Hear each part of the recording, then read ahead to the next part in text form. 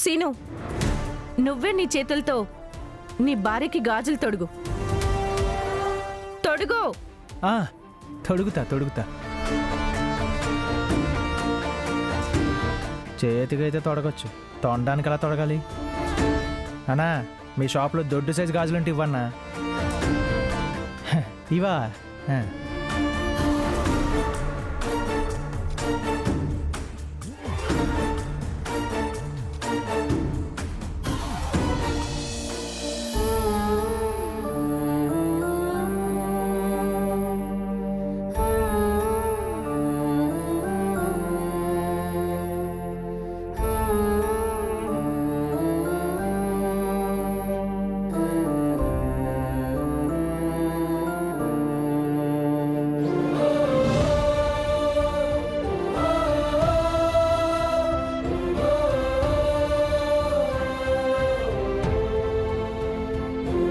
Good.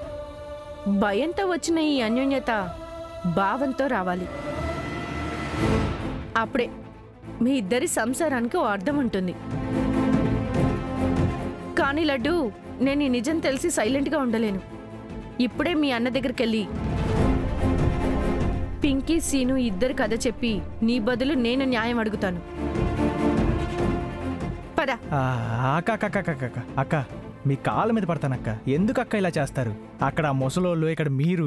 అక్క, నేను చెయ్యని తప్పుకి నా మీద ఆరోపణ వస్తుంది.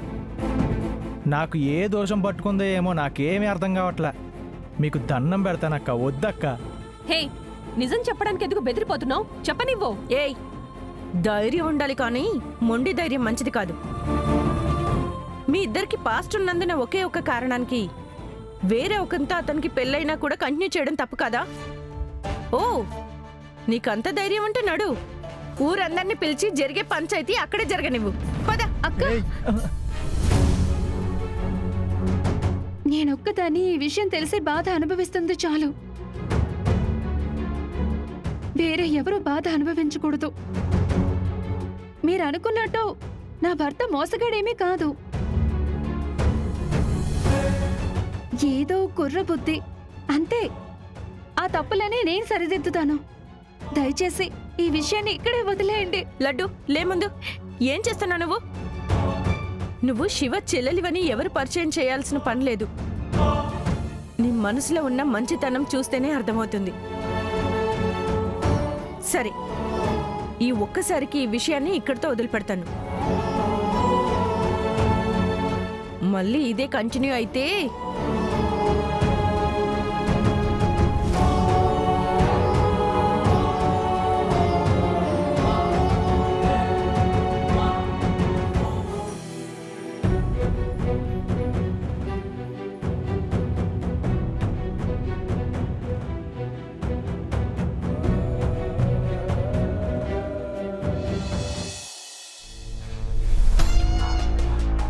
నేను మీకు ఒక వార్త చెప్పాలి. న్యూస్ అయితే మొబైల్లోనే చూసుకుంటాను. మీరేమీ చెప్పాల్సిన అవసరం లేదు. జరగాల్సిన పని చూడండి. మేడం గారు, మీరు ఎందుకని నన్ను నమ్మడం లేదు? జీవితంలో బ్రతకాలంటే ఒకటి నమ్మకం, ఇంకొకటి బెడ్ పక్కన నీళ్లు నింపిన చెంబు, బెడ్ మీద ఒక సంపంగి ఉండాల్సిందే. అర్థం కాలేదా? చూడండి, ఒకటి బిలీవ్ చేయాలి, లేదా బిలీవ్ చేసే వాళ్ళతో బులావ్ అని చెప్పాలి. అన్నా, డైరెక్ట్గా చెప్తానని చెప్పి ఇంకా గుంజుతున్నావన్నా?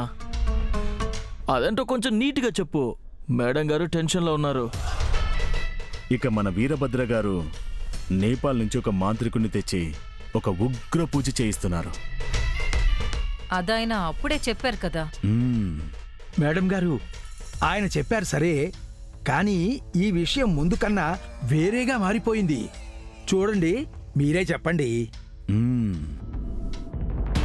మేడం గారు, ఆయన నేపాల్ నుంచి ఒక మాంత్రికుని తెచ్చి హోమం చేయిస్తారంట.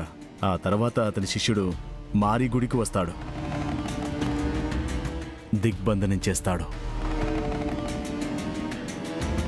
ఓకే, బట్ ఈ బంధనాలు వర్కౌట్ అవుతాయన్నది నాకెందుకో డౌట్. AI కాలం ఇది. ఇంకా బంధనం, మాంత్రికుడు అని అంటారేంటి? నేను ఆల్రెడీ వీటన్నింటి మీద నాకు నమ్మకం లేదని వీరభద్రం గారితో చెప్పాను కదా. మేడం గారు, మారిగుడి ఇది. ఇక్కడ చిన్నపిల్లల దగ్గర నుండి పెద్దవాళ్ళ వరకు తెలుసు మంత్రం అంటే ఏమిటో. ఆడుకునే పిల్లల్ని పిలిచి అడిగినా చెప్తారు. ఆటపాటలతో పాటు మంత్రాల్ని నేర్చుకుంటూ పెరుగుతారు. మీకు ఇంకా అనుమానం ఉంటే అయ్యగారికి ఇప్పుడే ఫోన్ చేసి ఇస్తాను. అయ్యగారు, నేనే మాట్లాడుతున్నాను. మీరు విదేశంలో ఉన్నారు, ఛార్జ్ ఎక్కువైపోతుంది. ఈ మేడం గారు ఏది నమ్మటం లేదు. ఒకసారి మీరే చెప్పండి.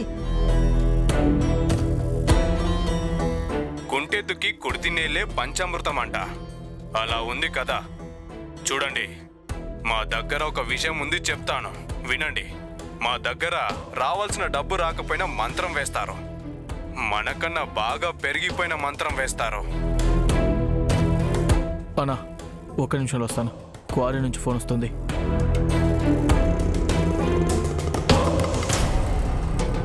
ఓ, ఒకరిని పూడ్చాలన్నా మంత్రం, ఒకరిని తోమాలన్నా మంత్రం. మాంత్రికుడికి తెలుసు మంత్రం, ఆటగాడికి తెలుసు ఆట. నీకేం తెలుసు నా చావు నీకు భోజనం అని పెద్దవాళ్ళు ఊరికే అన్నారా ఏంటి?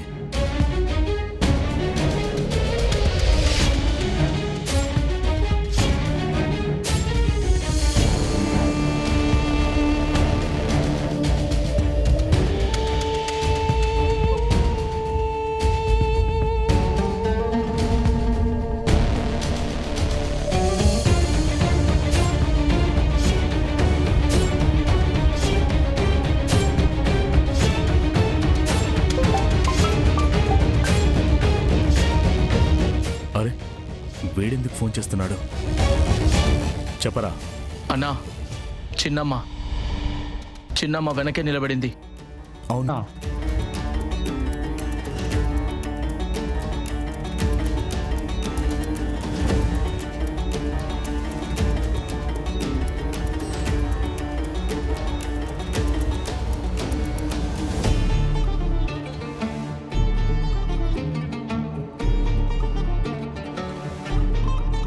గౌడ్ గారు, మీ ఇంటి ఆవిడ మా వెనకే నిలబడ్డారు. అన్ని వింటున్నారు. విషయం లీక్ అయిపోతుంది.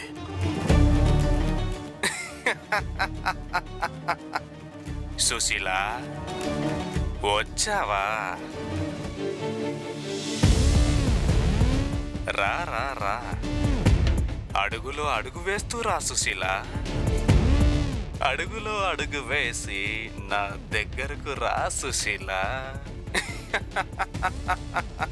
వస్తున్నానండి.